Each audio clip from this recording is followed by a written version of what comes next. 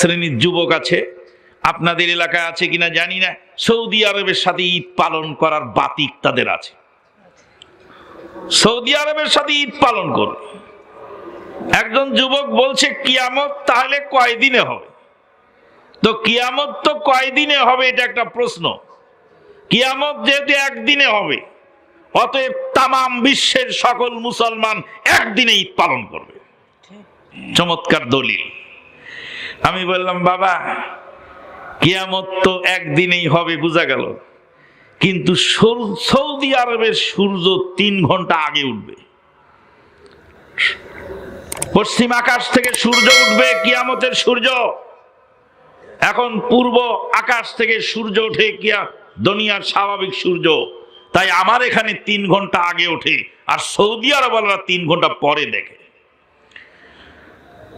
পশ্চিম আকাশে যখন কিয়ামতের সূর্য উঠবে, তখন সৌদি আরবওয়ালারা 3 ঘন্টা আগে দেখবে, আর বাংলাদেশওয়ালা 3 ঘন্টা পরে দেখবে।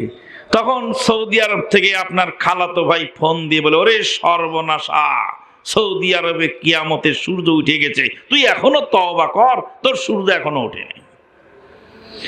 না হুজুর, এরা সুযোগ পাবে না, 3 ঘন্টা পরে উঠবে। তো বলছে না, কিয়ামতের সূর্য পশ্চিম আকাশে উঠবে, তামাম পৃথিবীর লোক একসঙ্গে দেখবে।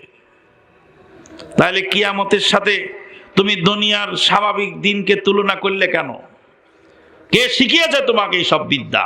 এ তো কাদিয়ানীদের ভেজাল ট্যাবলেট খাওয়ালো মুসলমানদের ইবাদত নষ্ট করবার জন্য। কাদিয়ানীরা অনেক ধরনের ষড়যন্ত্রে লিপ্ত। যাই হোক, এই পয়েন্টে আমি আলোচনা করতে চাচ্ছি না। বলছি আজকে বৃহস্পতিবার দিবাগত রাত, এই রাতের পরে হবে কিয়ামত। আজকে আমরা আমাদের জীবনের হিসাব মিলাবার জন্য সূরাতুল আসরকে সামনে রেখেই কিছু কথা আলোচনা করব ইনশাআল্লাহ।